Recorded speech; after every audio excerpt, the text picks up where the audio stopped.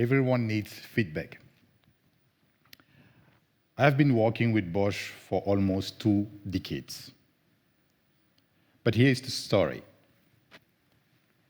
In 2009, just after 4 years joining Bosch, I was about to quit my job to leave the company.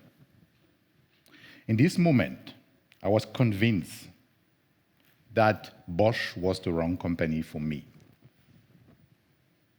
Well, I graduated in Germany as an engineer. I joined a company like Bosch, leading the way in this field of industry. So I had big dreams. However, after 3 years, despite the fact that I reached all my defined target in KPI, I had no clear perspective for career growth or outlook. So I felt frustrated and I was upset, I felt alone, and I asked myself, what's the matter, right? Why? And there was one of these evenings, after a long working day, deep reflection, and I decided this is not me. I have to understand why before I give up. What's the reason I'm not progressing? And what happened is that I started to look for help. I looked for help within my family, my close friend, and asking them how they perceive me, telling them what's the situation, seeking for guidance.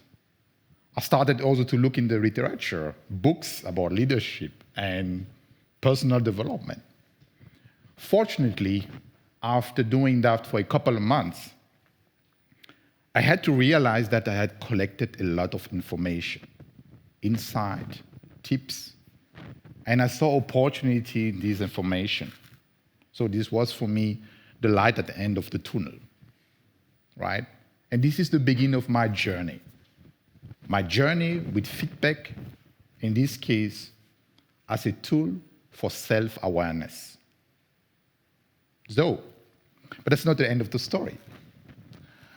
I continue to ask for feedback.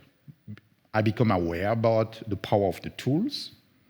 I included my boss, peers, sometimes even customer. And the most difficult was to include the people, which are not my best friend, but work with me. So, and I can tell you that this was the most challenging part. Specifically, when this feedback might be related to your value system, to your attitude, to your character. And I remember this feedback I received from my colleagues telling me, Yves, why do you like conflicts? I think that you like conflicts. That is my point of view. And I had to think about that and ask to try to understand what it means I like conflicts, what it means.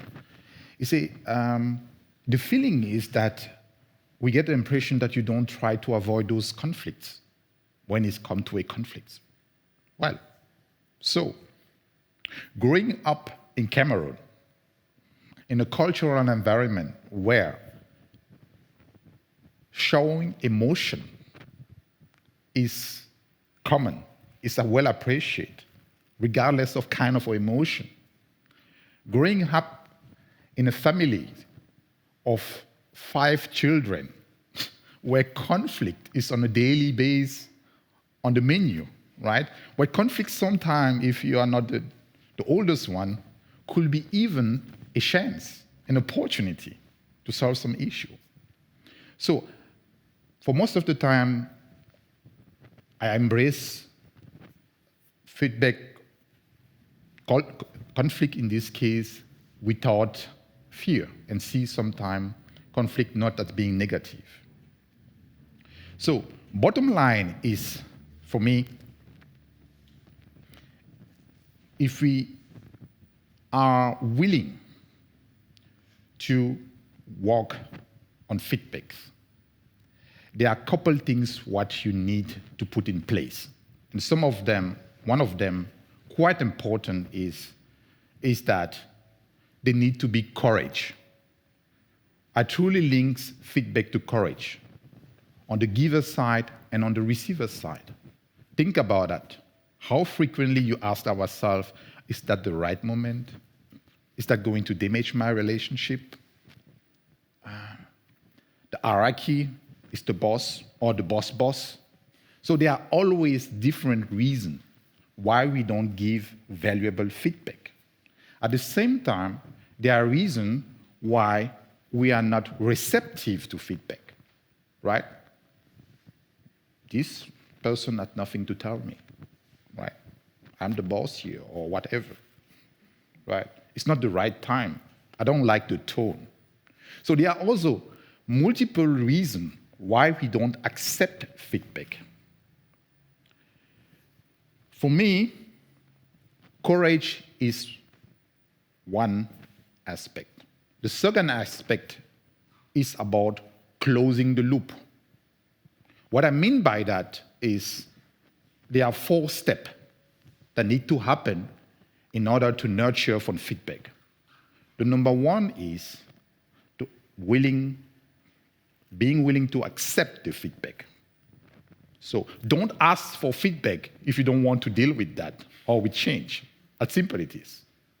Number 2 is about reflecting on the feedback and try to change the perspective to understand what it's really about. And number 3 is about act, just do something, right? Take a decision. I'm going to deal with this feedback, or no, I won't deal with this feedback, but act. And number 4, what we really often, I think, forget about is closing this loop by step number 4 and asking or recheck if any change happened since you received that feedback and you had the chance to think about, right? Towards the target picture or the desired behavior. That's for me really essential. And it's make the difference on leading and using feedback as a tool for personal growth. Well, for a matter of fact, in a great company like Bosch, we have a lot of instruments to support feedback. Goal performance dialogue, 360-degree express feedback, and even on the corporate level, we just have enforced new tools to help to cultivate feedback. However, it is not rocket science, if we agree on that. So feedback, in my view, is at the core of leadership.